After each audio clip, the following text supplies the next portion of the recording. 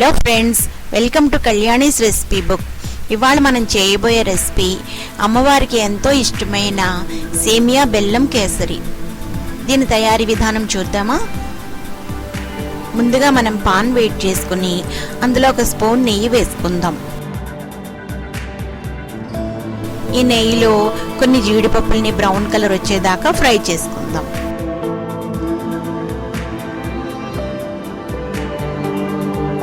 ఇలా జీడిపప్పులు brown colour వచ్చాక అందులో కిస్మిస్ కూడా ఫ్రై చేసుకుందాం.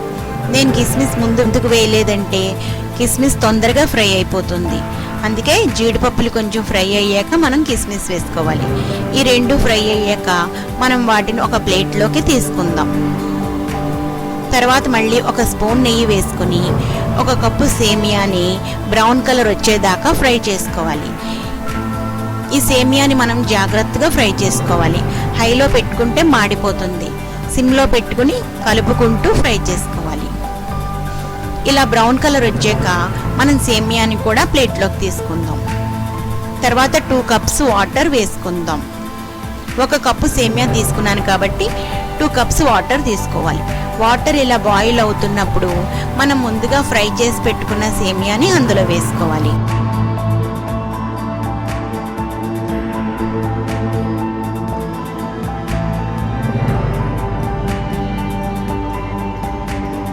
వాటర్లో సేమియాని కొంచెం బాయిల్ చేసుకోవాలి.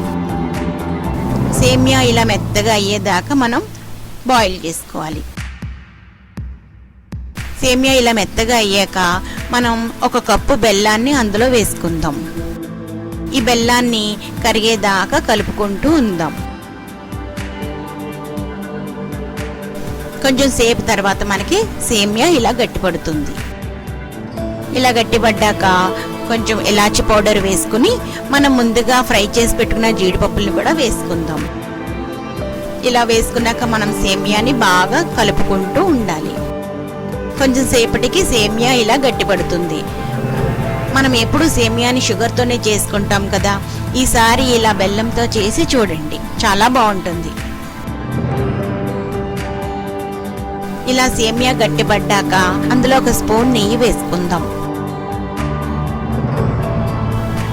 మన సేమియా బెల్లం కేసరి రెడీ. ఈ వీడియో మీకు నచ్చితే లైక్ చేయండి.